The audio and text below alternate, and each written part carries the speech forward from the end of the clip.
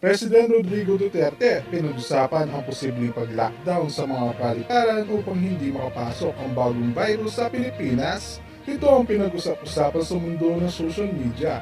Ito ang Trending Today. Actually, yung lockdown is a possibility. I said we are making some projections.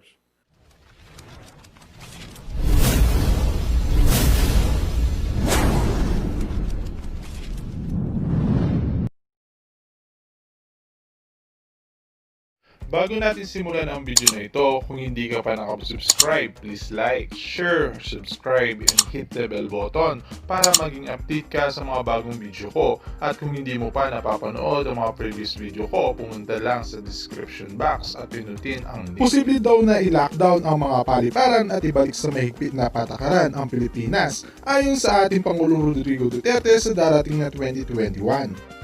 Kagabi lang ay inanunsyo na ng ating Pangulo ang mga posibleng ibalik sa GCQ. Nauna na dito ang Central Luzon kung saan ay maraming bilang ng tinamaan ng virus.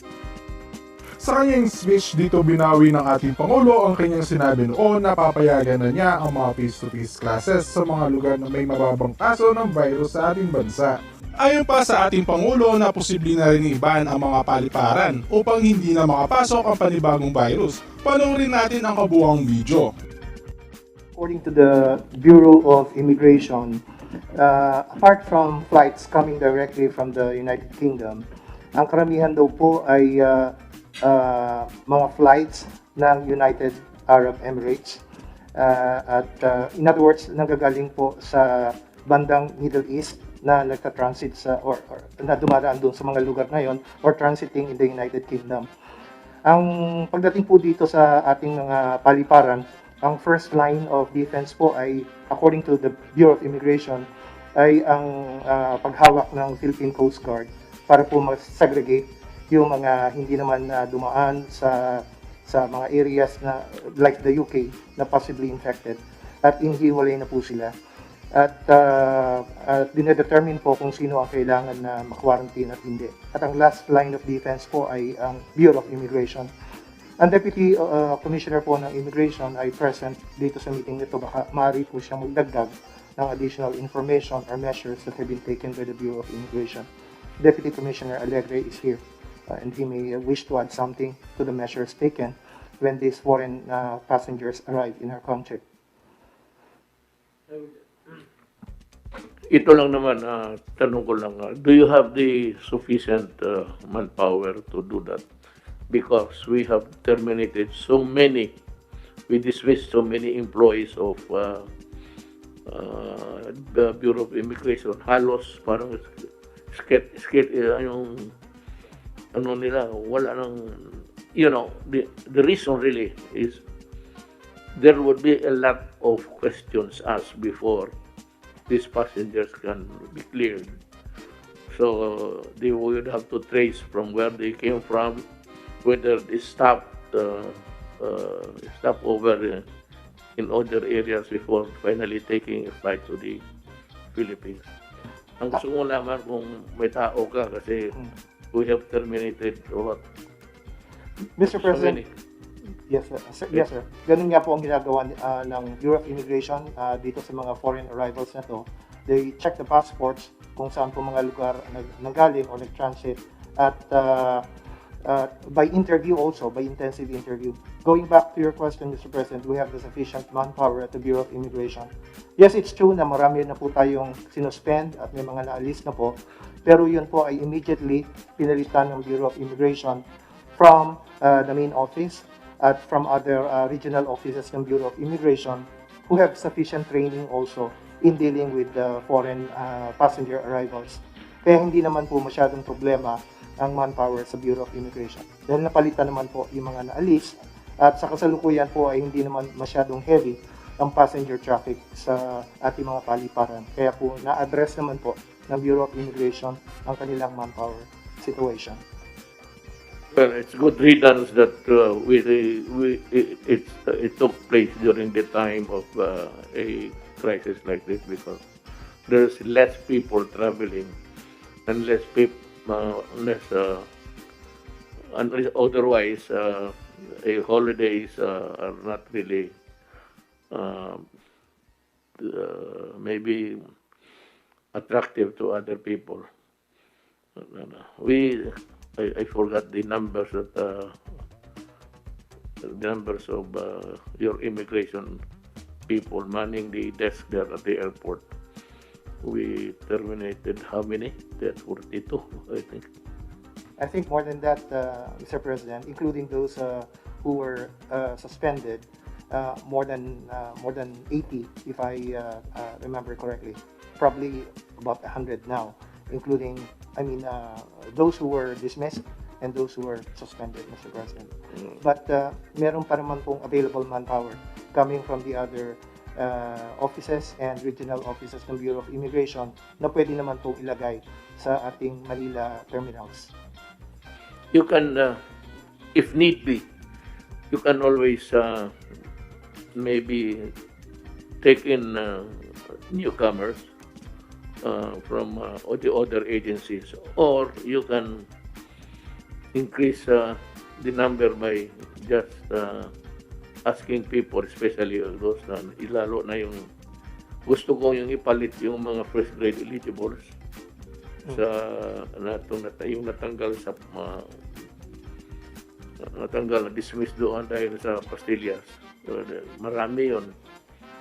Eventually, it will reach 100 siguro when the investigation is over. But yung preliminary actions natin, medyo naano lang ako. But I now follow your trend of thought that this time there is less travel and people that take care of people. But there will be so many questions that malaki ang pila dyan kung gano'n.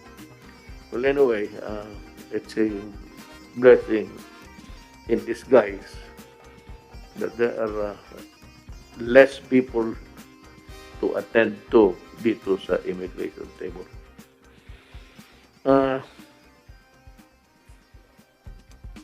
Secretary Duque, do you have an office, an official agency under you working also on this, other from UP, working to find a vaccine? Is there people there?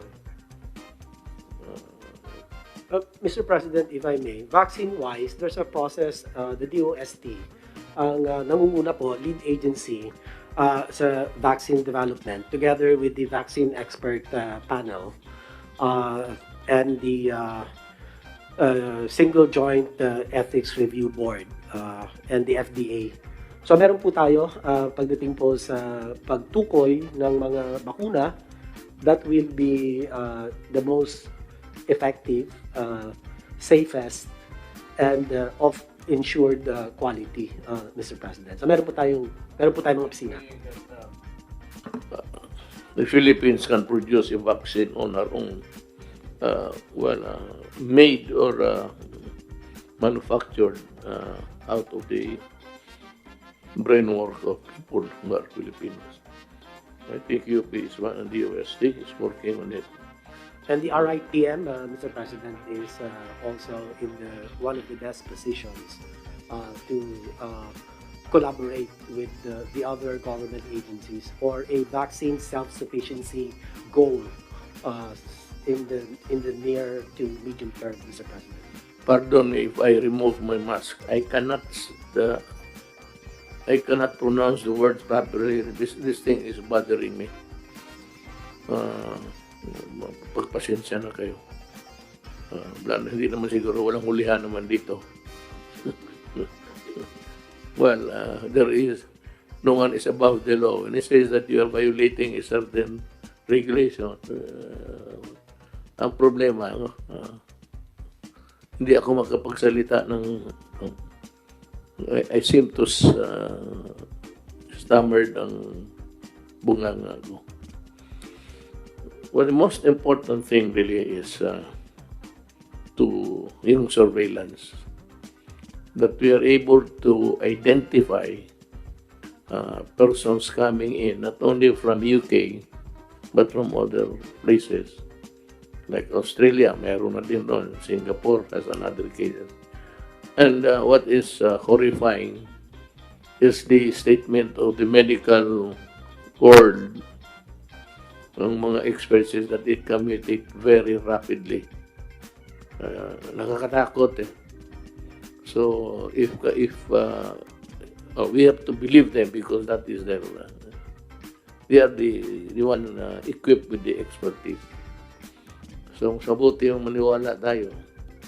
And if it's contaminating people at a very fast rate, magkakaroon talaga tayo ng problema. So we have to increase the surveillance and of course itong quarantine. Pilipino ang umuwi.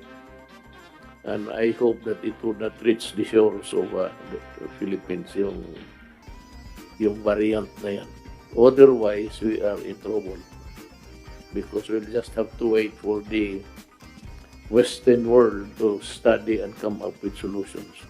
Tayo dito, we just wait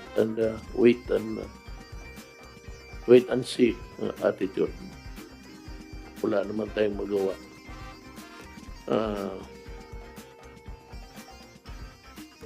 Oh yes. I would just like to underscore the fact that we are not defenseless. Hindi naman po parang wala tayong laban kahit na makapasok po yan. Hopefully, hindi makakapasok. Pero kung makakapasok naman po siya, Mr. President, please be reassured that the mechanisms, the systems, the policies are already all in place. And what do I mean by this? We have the 5 strategic pillars that we have been implementing since 9-10 months ago. And these are the prevention using our BIDA solution of the DOH, BIDA may disiplina ng DILG, 7 commandments of the DOTR, the Angat-Ingat of the PCOO, and we've been drilling down relentlessly to all the communities about the importance of preventive measures. Number 2, sir, is the early detection. The key is early detection so that we will forestall admissions of severe and critical cases. Ano po? And we have already observed that the clinical management of severe to critical cases has tremendously improved over time. And that's kudos to our doctors, our clinicians. They've really improved their craft, and saving lives is now what is being observed. And then kasama po sa atin early detection is active case findings, the contact tracing, testing. Our testing now has increased tremendously, and we have to date tested 6.2 million Filipinos. That's about close to 6% testing coverage.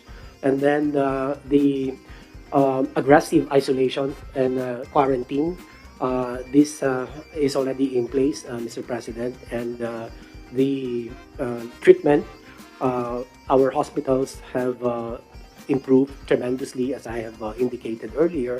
And the preparations for the new normal that has to be embraced by the local government units and in their respective communities. But by and large, we have made some great strides in our pandemic response, but it's far from being perfect. But the results, as we can see today, we have greater than almost 93% recovery rate. We have maintained our relatively low active cases, and the many gains that we have accomplished over the past several months, and we intend to build further on these gains. And so even with the threat of new variants being confronted, or rather confronting nations, and we are no exception. Sabi nga po nila, it's not a question kung darating dito, it is going to perhaps really uh, reach the shores, but it's a question of when. But again, all of the systems are in place, Mr. President. So we hope that we can manage this, Mr. President. You know, if true that there is a variant new and it is now wreaking havoc on the lives of people, one of the countries I think that has imposed a lockdown again is France.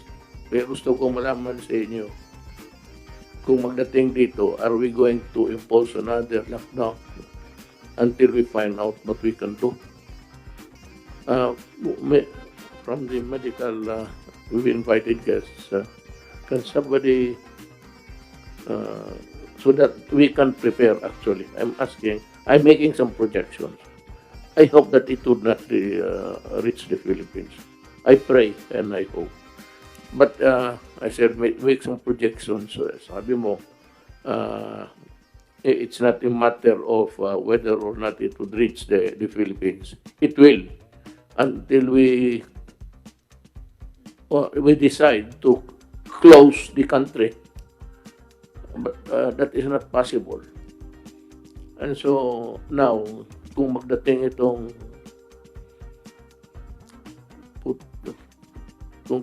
bagong variant dito, should we go back to the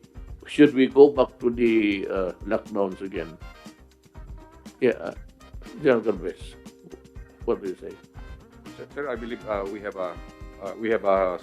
we must apply some proactive measures, particularly on DFA, that they will have an advisory, particularly UK, that most of our kababayan there should not go home because they will be having yung 14 days quarantine. Maybe also we also discourage muna from the Europe area through maybe also with the DOTR that all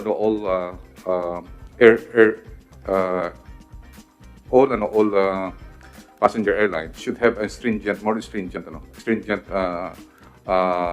border control in terms of the identities of the passengers coming into the Philippines. Particularly, dapat rin mabigyan natin ng instructions sa mga recommend ko po kay Secretary Duterte to give instructions to the different airlines coming from Europe na talagang busisiin po yung kanilang mga passport na baka mamaya daw sila nanggaling sa UK. And maybe yung DFA po sir, they have some sort of advisory na those people na mga kababayan natin sa UK for the meantime, considering of the incidence of the mutation of new variant, na dapat i-discourage po natin na wag muna sila bumalik dito sa Pilipinas. And then also, tama po kayo sir na dapat magkaroon tayo ng active surveillance through the LGU dahil hindi po natin alam na ang nagkaroon lang tayo ng tinatawag nating order was only last December 23. Baka hindi po natin alam na may nakapasok na po nung mga naunang mga buwan. And we should have some sort of discrete investigation using also yung ating armed forces at yung PNP na baka may mga balikbayan na galing ng UK na nandun na po sa mga areas. So we need really to have yung active surveillance, lalo na po yung mga nakadating po dito.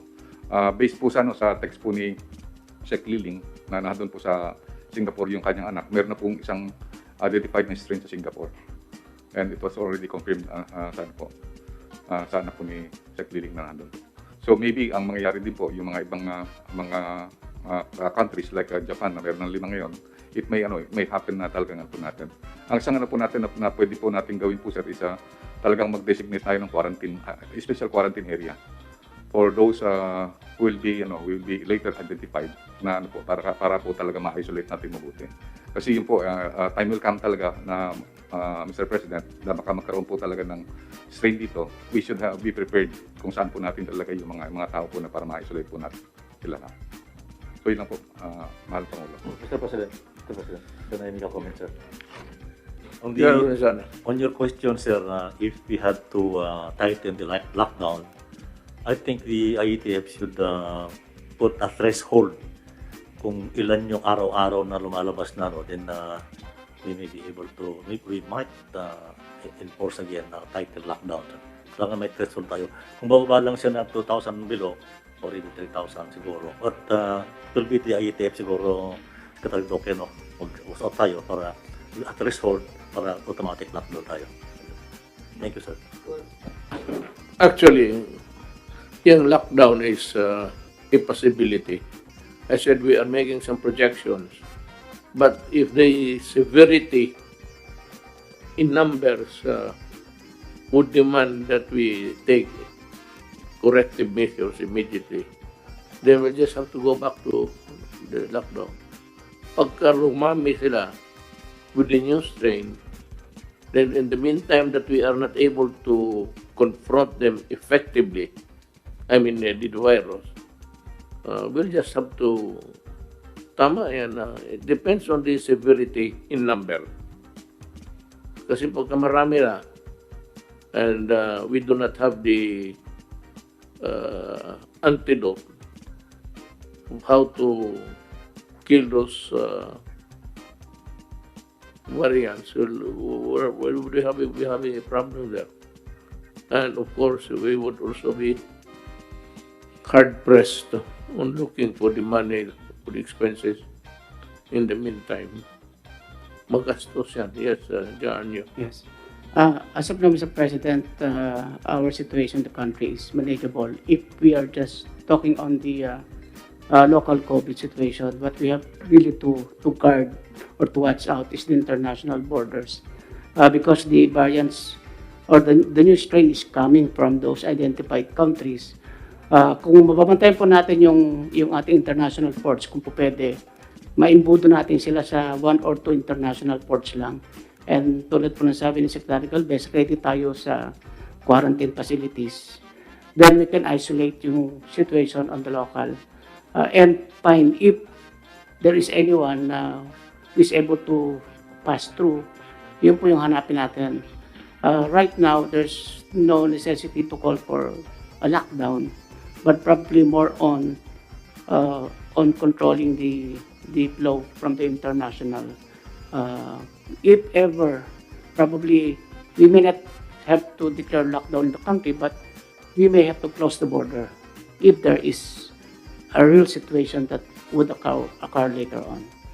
So, for the quarantine naman, sir, we'll make sure that the LGUs will see to it that anyone who gets contact with a person coming from UK or from the 4 countries enumerated, i-quarantine po sila kahit home quarantine just to ensure na hindi sila makagalaw.